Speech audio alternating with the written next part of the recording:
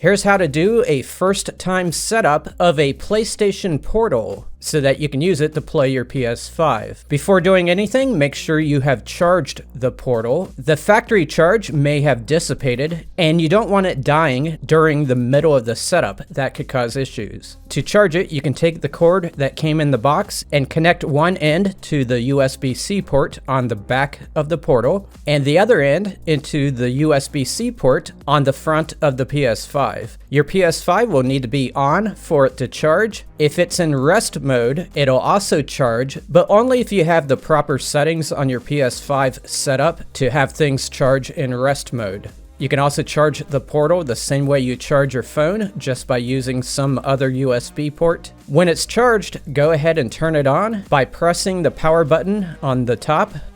There's going to be a series of menus. You can navigate those menus using the D-pad or the analog stick, and you can press X to confirm things. You can also navigate by touching the screen. Select your language and confirm.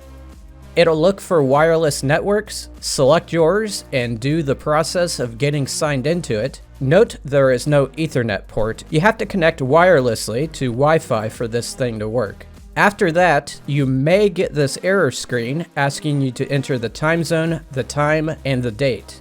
Make sure you enter the date and time accurately, and then select Try Again.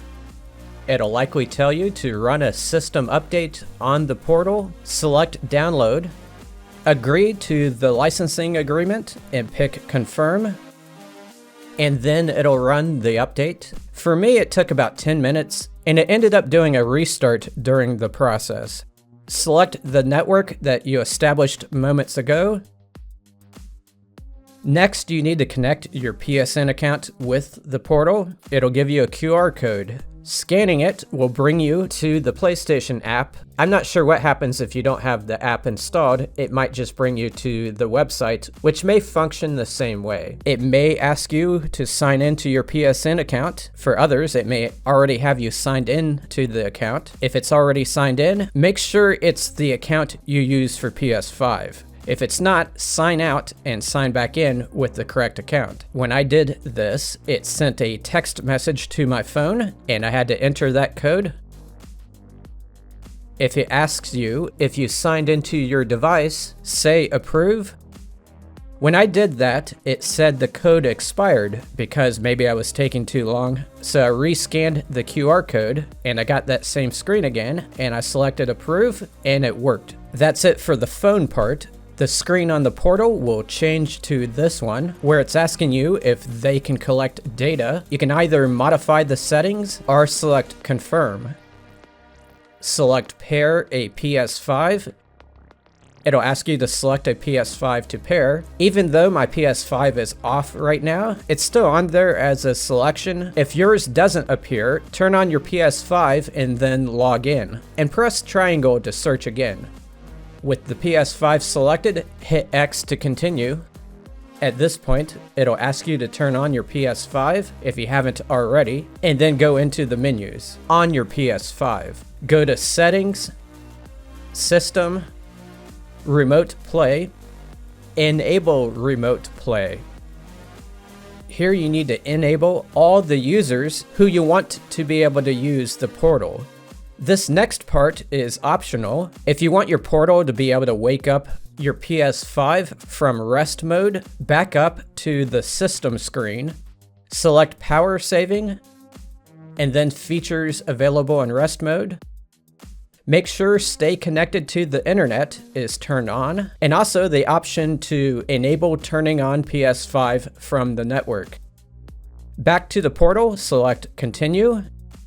And here it's going to tell you how to bring up the options screen on the Portal. And that's done by tapping this symbol on the screen or by doing a swipe from the corner. Go ahead and open up that menu. Close it by hitting circle. It's going to tell you about a setting within that menu that allows you to use a beta version of their cloud streaming service. I'm not a PS Plus member, so I cannot have it. So I'm just going to hit next. But if you do want to enroll in it, go ahead and go to the option menu I talked about moments ago. Select next. Pay attention to the upper left. It'll start connecting to your PS5 and eventually say ready to play. And at that point, you can hit X.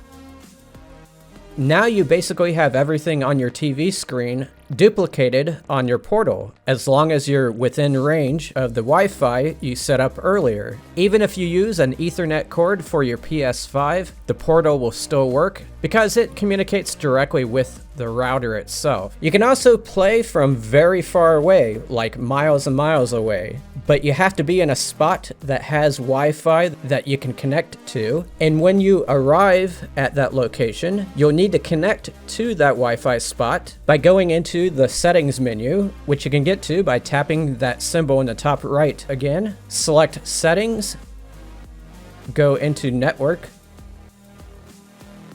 and set up internet connection.